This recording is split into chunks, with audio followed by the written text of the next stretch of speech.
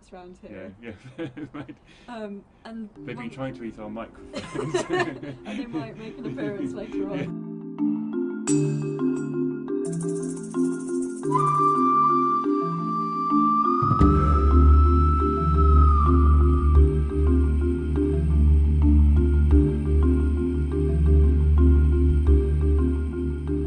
Okay, so I'm here with Hedvig in her beautiful garden, and we're going to look at some principles that can really help you design a really successful and productive growing space.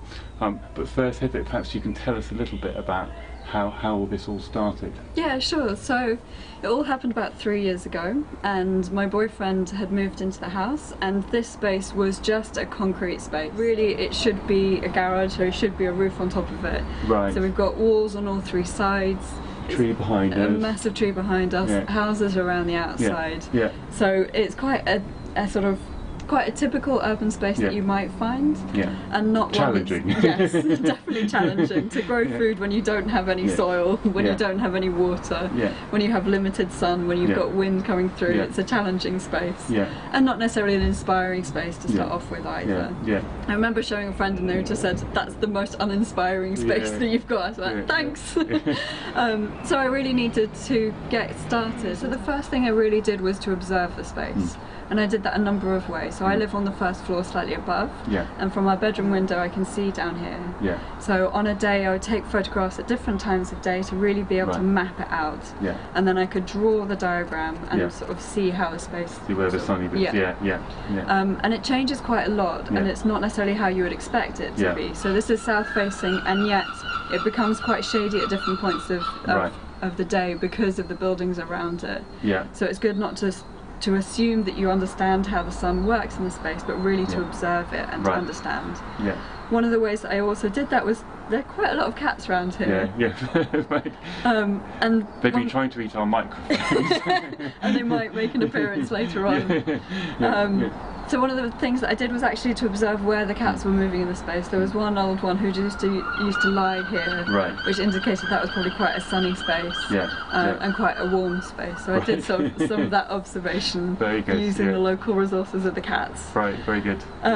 So in terms of getting started, it was really important to figure out how we would start growing, what would be a useful way. So I first moved down from London with lots of pots, and so I moved them into here, and then placed them in different areas again to see how they responded to the space.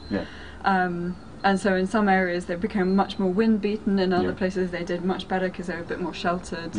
So I could really understand from interacting with this area how it would work. And it's amazing how even in such a small space in this, but you could have so many differences in terms of wind and in terms of sun, and you know, it's not obvious until you actually start doing it how much it can vary in a space like this. Absolutely, and how much it changes from the summertime to the winter time.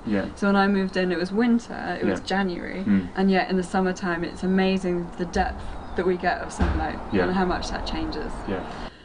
So when we were observing it, actually this place is really sunny.